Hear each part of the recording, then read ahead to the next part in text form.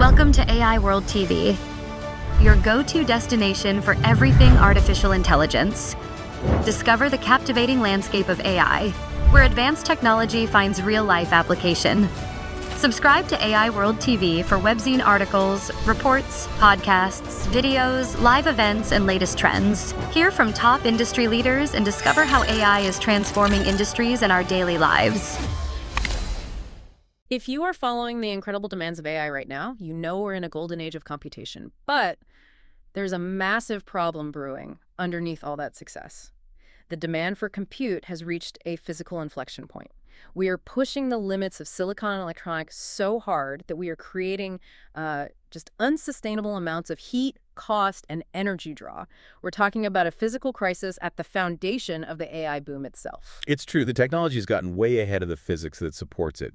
We've synthesized key insights from a major analysis focusing on 2026, what we're calling the year the consensus.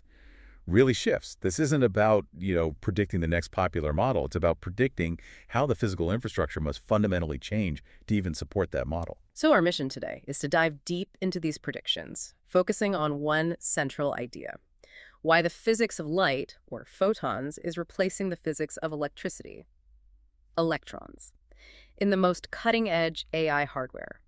We really need to understand how optical computing steps in to solve these problems of efficiency and scale that are, crippling electronic systems right now. It's a complete hardware revolution. So let's start with the hard reality everyone is facing: the limits of scaling. We're seeing two critical predictions that are really defining the pressure points for the 2026 market. Okay, let's look at that first pressure point.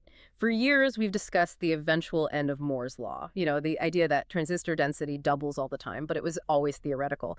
This insight suggests that while that discussion is over, it's no longer theory, it's just urgency. Exactly. The first key prediction is that the search for new scaling laws accelerates. The industry is openly acknowledging that traditional silicon scaling is simply not going to cut it for the exponential compute demands of AI. We're not talking about marginal improvements anymore. We're out of runway. Right. So if silicon can't keep up, the priority shifts immediately from, optimizing what we have to finding a completely new roadmap. And this analysis points to optical computing as a primary contender to break that performance per watt ceiling.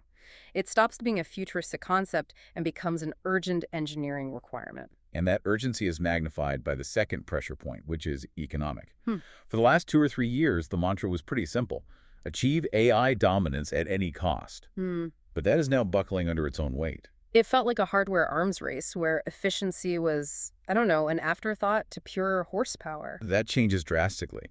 The prediction is that AI compute at any cost gives way to efficiency. We think that by the end of 2026, the critical decision factors for buying hardware will pivot almost entirely to power efficiency, cost, and crucially, long-term sustainability. The energy and infrastructure trade-offs are just unsustainable for global hyperscalers and big enterprises. They can't keep building new power plants just to feed their data centers. That's a profound shift. It means technical performance alone. It's no longer the winning criteria. If you have the fastest chip, but it draws the power of a small town, you actually lose the bid. Precisely. So if the physical limits are closing in and the economics demand efficiency, what's the specific market shift that acts as the catalyst for this whole transformation? That brings us to what might be the single most disruptive insight in the analysis. And that is the shift of the main battleground. Training the foundational models will always be resource intensive, but the scale required for the next phase of AI, that's all driven by deployment. Absolutely. The prediction is that inference becomes the new battleground. Training is critical, sure, but it's concentrated. Inference, the act of running the trained model, that's what happens 1 billion times a second everywhere on the planet. So if inference at planetary scale is the dominant infrastructure driver, that completely changes how we measure success, right? We're no longer designing chips just for these huge concentrated training jobs. Total FLOPS is taking a backseat. The metric just flips. It shifts from total concentrated power to ubiquity, low latency performance, and most importantly, efficiency everywhere. The new driver is this 3-part metric: performance per watt per dollar. Wait, I want to pause on that because that metric is a seismic shift in how the industry operates. Historically, if you could afford the compute, you bought it, full stop. Now, we are changing the speed limit on the information highway overnight. You have to be cheap, fast, and power efficient all at once. That's a brutally high bar for silicon. It is, and the workload for inference is just perfect for these non-traditional solutions. Inference is overwhelmingly just highly parallel, fixed-weight linear algebra. And critically, this workload is happening everywhere, from huge cloud servers to tiny edge devices, cars, sensors, your smartphone. That ubiquity must cause massive fragmentation in the market. A single monolithic architecture can't possibly dominate that entire spread of applications. It can't. And this fragmentation, it cracks the market wide open for specialized inference ASICs application-specific integrated circuits, and of course, our main topic, the new generation of optical accelerators. This is the structural reason why new physics enters the picture. The need for ultimate efficiency and low latency for planetary inference leads directly to the prediction that optics moves from niche to necessity. Okay, so if efficiency is the goal, what's the engineering answer? We have to understand the fundamental technical difference. Why does light win this efficiency race against electricity in an AI chip? This is the core aha moment. It all comes down to the information carrier. Current silicon compute uses the electron, a charged particle. Optical compute uses the photon, which is light. Right, electrons carry a charge and they operate in silicon by digital switching, the transistor acting as a tiny on-off gate. Correct. But here's the problem with electrons. You are listening to the AI World Podcast, your trusted source for the latest innovations, insights, and trends in artificial intelligence, blockchain, fintech, and decentralized technologies.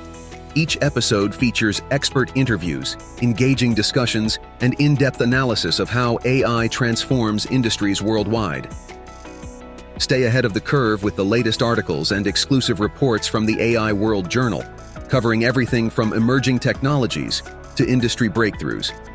For more news, global events, and access to AI World Society circle gatherings, visit us at aiworld.tv. Don't forget to subscribe to stay informed, stay connected, and be part of the AI revolution with AI World Lounge. Thank you for listening. They're limited by resistance and capacitance in the wires connecting everything. Think of it like this. If the electron is a car trying to drive through a congested city, it hits traffic every few feet, generating heat every time it stops and starts. Photons, however, they enable analog computation. They don't switch. They interfere. And crucially, they travel at the speed of light within the medium, which is just way faster than electrons, which get slowed down by all that resistance. That resistance is the killer. We call it the I squared R problem. Power dissipated as heat. That's P equals the current squared, I squared, times the resistance, R. Every single time an electron moves across resistance in a circuit, you waste energy and you generate heat. This is the hard physical limit on how fast you can clock a chip and how densely you can pack transistors. Okay, that explains the heat problem, but what about the energy consumption? Is the actual calculation where all the power is going? And that's the critical insight that often surprises people. The analysis makes it absolutely clear. In modern high-performance chips, the calculation itself, it's only part of the story. The power spent moving data, the interconnect accounts for over 60% of the system's total power budget. 60%. Over 60%. So we're spending 2/3 of the energy budget just pushing electrons through tiny copper traces, which are heating up. Exactly. So the actual technical issue we are solving with optics isn't really computational speed. It's the insane power cost of just data movement. Exactly. The optical advantage directly addresses that I squared R problem because photons have no charge. When they transmit data through on-chip waveguides, there is virtually zero resistive loss. They just pass through without friction, eliminating the heat generation that plagues copper. The energy costs just plummet. And this isn't just a general efficiency gain. It aligns perfectly with the AI workload, which, like we said, is heavy on linear algebra. Yes. Optical compute is inherently ideal for matrix vector multiplication, or MVM, which is the core function of neural networks. Light waves can interfere with each other passively and simultaneously, which effectively performs the required math using almost no dynamic power. It's a really elegant physical solution to an abstract math problem. That's fascinating. So you get the benefits of incredibly efficient data movement and incredibly efficient calculation for that AI bottleneck. The combination is potent. This shift promises a potential 10x to 100x improvement in performance per watt for inference and specific training tasks compared to what we have now. That massive efficiency gain is the physical proof that this transition isn't optional, it's mandatory. So if the technology is so much more efficient, why don't we just rip out all the silicon and replace it with light? Because the shift won't happen overnight, and physics is specialized. That brings us to the methodology of deployment. The next key prediction confirms the immediate reality. Hybrid architectures emerge as the immediate future. This emphasizes that the move beyond silicon is phased, not revolutionary. It's about specialization. Absolutely. The approach is incredibly pragmatic. We use optics where electrons fail. So, for the high-volume, power-hungry MVM calculations. And silicon keeps its role for things like general-purpose compute, memory management, control logic, things it's still superior at. So the design focus moves away from the gigantic monolithic accelerators we know today, where one chip tries to do everything, towards something more flexible. Towards chiplet-based heterogeneous integration. Instead of one massive electronic chip, you have specialized chiplets. One might be silicon for control, another might be photonic for the MVM acceleration, and they're all packaged together. This lets designers pick the best physics for the specific job, whether it's matrix math or simple decision-making. That sounds incredibly complex from a manufacturing standpoint. How do you get these different materials and specialized chiplets to talk to each other fast enough to function as one unit? That's the exact engineering challenge that dictates the final core prediction. When you break up a monolithic chip into this kind of system, the communication pathways become the biggest bottleneck. If those chiplets are talking over traditional copper, you just reintroduce the I²R problem across the whole system. So the high-speed communication pathway itself needs to be optical. And that leads us to the final prediction. Optical interconnect is designed into training clusters. This is the glue.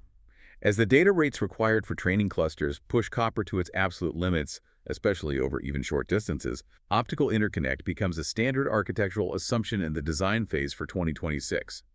This high-speed optical interface is really the only way to make hybrid, chiplet-based systems communicate seamlessly and blur the lines between compute, memory, and acceleration. It's the enabling technology for this whole hybrid future. Okay, let's bring this home and synthesize what this means for you, the listener. We've seen that the current AI demand has hit hard physical limits, forcing this urgent search for new scaling laws. The economics have dramatically shifted from just buying power to demanding massive efficiency. The market is now driven by planetary scale inference, and the technical solution is light, which eliminates the electron's crippling heat and power problem. The data strongly suggests that 2026 is the inflection point. It's where the industry pivots away from just incremental silicon improvements toward adopting fundamentally new compute paradigms.